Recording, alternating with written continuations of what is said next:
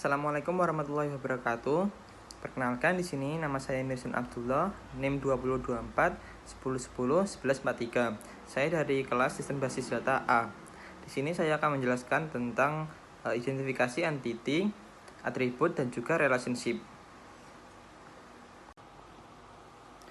Oke, di sini saya akan menjelaskan tentang studi kasus 1. Soalnya adalah Fasilka memiliki beberapa lab. Setiap lab memiliki nama dan deskripsi. Setiap lab dipimpin oleh kepala lab. Kepala lab bisa berganti-ganti. Setiap lab di Fasilkom memiliki beberapa barang yang bisa dipinjamkan. Setiap barang memiliki nomor pengenal yang dicetak di barang, jenis barang, dan deskripsi barang. Setiap jenis barang bisa terdiri atas beberapa item barang yang berbeda. Misal, lab basis data memiliki 17 barang berjenis komputer. Setiap komputer memiliki nomor pengenal dan deskripsi yang berbeda. Barang di lab bisa dipinjamkan untuk kegiatan UKM di lingkup Fasilkom. Sebuah UKM mengadakan beberapa kegiatan. Untuk menjalankan sebuah kegiatan bisa dilakukan beberapa peminjaman barang ke lab. Setiap peminjaman bisa meminjam beberapa barang di satu lab. Setiap untuk satu kegiatan bisa dilakukan beberapa kali peminjaman. Untuk meminjam barang ke lab yang berbeda, perlu dilakukan peminjaman baru. Dalam sebuah peminjaman perlu dicatat peminjaman dilakukan di lab apa, tanggal persetujuan kepala lab, barang apa saja yang dipinjam, penanggung jawab dari peminjam dari UKM, untuk kegiatan apa UKM-nya, tanggal pengambilan barang, serta asisten yang memproses pengambilan barang. Kondisi barang saat dipinjamkan juga perlu dicatat. Setelah selesai, maka UKM mengembalikan barang via asisten. Perwakilan UKM yang mengembalikan barang dicatat. Asisten yang menerima barang dicatat. Asisten mencatat tanggal pengembalian serta kondisi barang yang dikembalikan. Setiap satu pengembalian bisa mengembalikan barang dari peminjaman yang berbeda-beda. Kemudian kita akan menentukan sebuah entity, di mana ketika kita ingin menentukan sebuah entity, kita bisa melihatnya dari benda nyata, benda abstrak, ataupun dari peristiwa. Kemudian dari soal ini sendiri, entity-nya adalah yang pertama ada lab, kemudian kepala lab, barang, UKM, kegiatan, peminjaman, anggota UKM, asisten, status, dan juga jenis. Untuk alasannya sendiri adalah lab karena benda nyata, kepala lab karena benda nyata, barang karena benda nyata, UKM karena benda nyata, kegiatan karena peristiwa, peminjaman karena peristiwa, anggota UKM benda nyata, asisten benda nyata, status benda abstrak, dan yang terakhir jenis karena benda abstrak. Sebelumnya ketika kita mengidentifikasi entity, kita harus tahu bahwa setiap entity harus memiliki UID. Di sini ada dua UID, yaitu primary UID dan secondary UID. Setiap entity wajib memiliki primary UID, tapi entity tidak selalu memiliki secondary UID. Untuk primary UID, jangan memilih UID yang nilainya rentan berubah. Biasanya primary UID ini dipilih karena dia bersifat unik dan berbeda dari yang lainnya. Primary UID pun dibagi menjadi dua, yaitu natural dan artificial, di mana artificial adalah atribut buatan yang sengaja ditambahkan ke entity agar menjadi pembeda dibandingkan entity lainnya. Sedangkan natural memang sudah asalnya dari atribut itu. Selanjutnya adalah mengidentifikasi atribut. Yang pertama ada lab. Lab sendiri mempunyai atribut, ada ID, nama, dan juga deskripsi. Untuk ID sendiri sebagai primary UID, nama sebagai secondary UID, dan deskripsi sebagai atribut opsional. Kemudian ada kepala lab, terdiri dari NIP dan juga nama. NIP itu sebagai primary UID dan nama sebagai secondary UID. Kemudian ada barang. Untuk barang sendiri atributnya adalah ID barang, nama barang, dan juga deskripsi.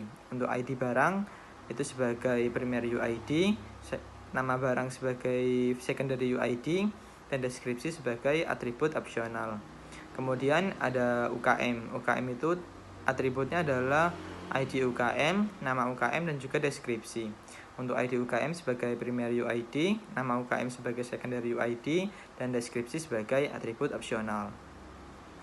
Selanjutnya adalah kegiatan.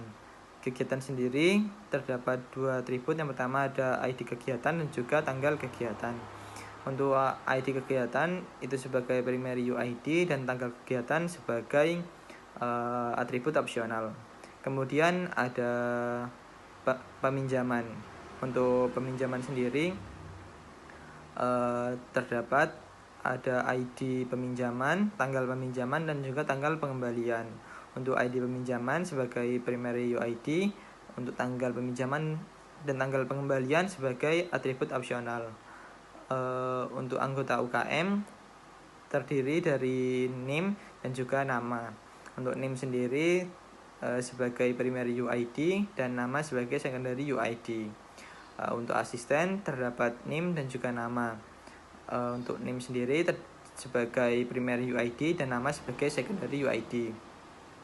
Kemudian ada jenis terdiri dari ID jenis, nama, dan juga deskripsi. Untuk ID jenis sebagai primary UID, nama sebagai secondary UID, dan deskripsi sebagai atribut opsional.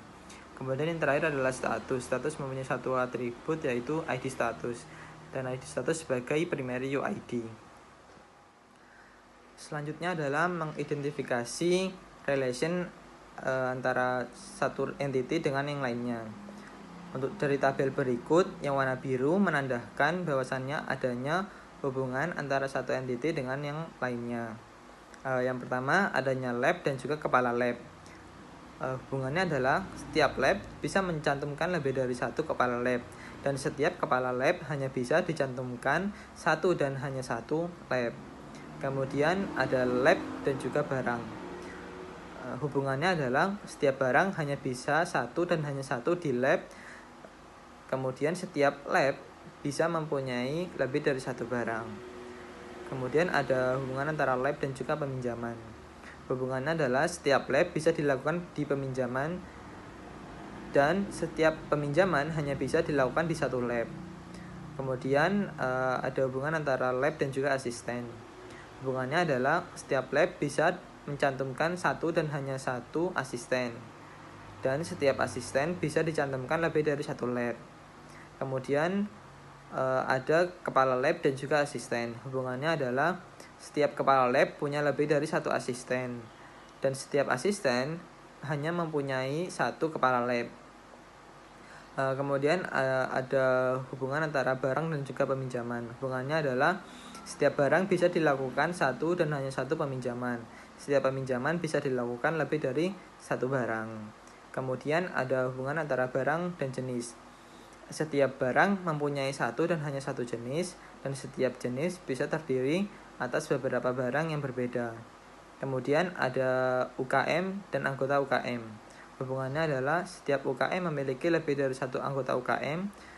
Yang kedua, setiap anggota UKM hanya bisa dicantumkan satu dan hanya satu UKM. Kemudian ada kegiatan dan juga peminjaman. Hubungannya adalah sebuah kegiatan bisa dilakukan beberapa peminjaman.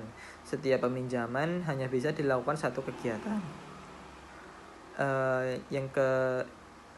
Selanjutnya adalah peminjaman dan juga anggota UKM. Hubungannya adalah setiap anggota UKM bisa melakukan lebih dari satu peminjaman. Setiap peminjaman hanya bisa mencantumkan satu anggota UKM. Selanjutnya adalah peminjaman dan juga asisten. Hubungannya adalah setiap asisten bisa mencantumkan lebih dari satu peminjaman, dan setiap peminjaman hanya bisa mencantumkan oleh satu asisten. Yang terakhir adalah peminjaman dan juga status. Hubungannya adalah setiap peminjaman bisa mencantumkan satu dan hanya satu status, dan setiap status bisa dicantumkan lebih dari satu peminjaman.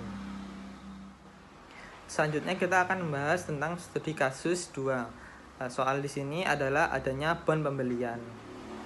Oke, sama seperti studi kasus 1, di sini kita akan mengidentifikasi entitinya terlebih dahulu. Yang pertama, di sini ada entiti kendaraan, kemudian entiti mekanik, kemudian entiti spare part, kemudian entiti transaksi, dan yang terakhir adalah entiti detail faktur. Untuk alasannya sendiri, entiti kendaraan karena benda nyata, entiti mekanik karena benda nyata, entiti spare part karena benda nyata, entiti transaksi karena peristiwa, dan terakhir entiti detail faktur karena benda abstrak. Selanjutnya kita akan mengidentifikasi atribut. Yang pertama dari entiti kendaraan, atributnya adalah ID kendaraan, merek, warna, dan juga tanggal. Untuk ID kendaraan itu sebagai primary UID. Kemudian ada entiti mekanik, atributnya adalah ID mekanik dan juga nama. ID mekanik sebagai primary UID, nama juga bisa dijadikan sebagai secondary UID. Kemudian ada spare part. Spare part mempunyai atribut ID spare part, nama, stok, harga, dan juga diskon. Untuk ID spare part itu sebagai primary UID, dan nama juga bisa dijadikan sebagai secondary UID, dan stok, harga, diskon itu sebagai atribut opsional. Kemudian ada transaksi.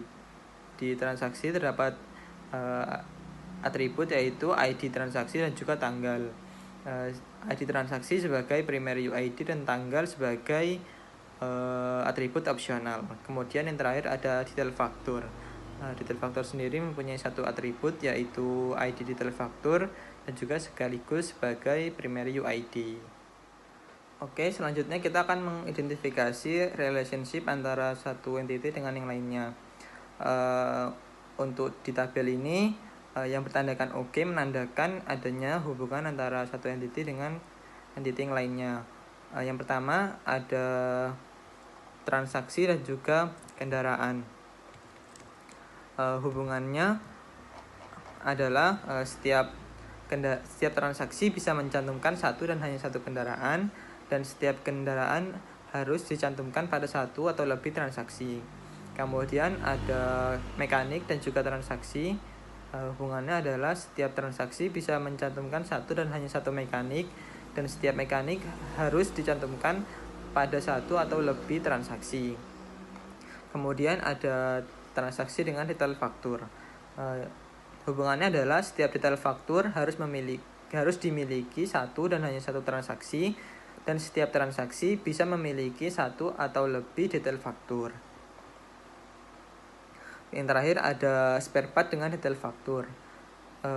Hubungannya adalah setiap detail faktur harus dimiliki satu dan hanya satu spare part, dan setiap spare part bisa dimiliki satu atau lebih detail faktur, atau setiap detail faktur bisa memiliki banyak spare part.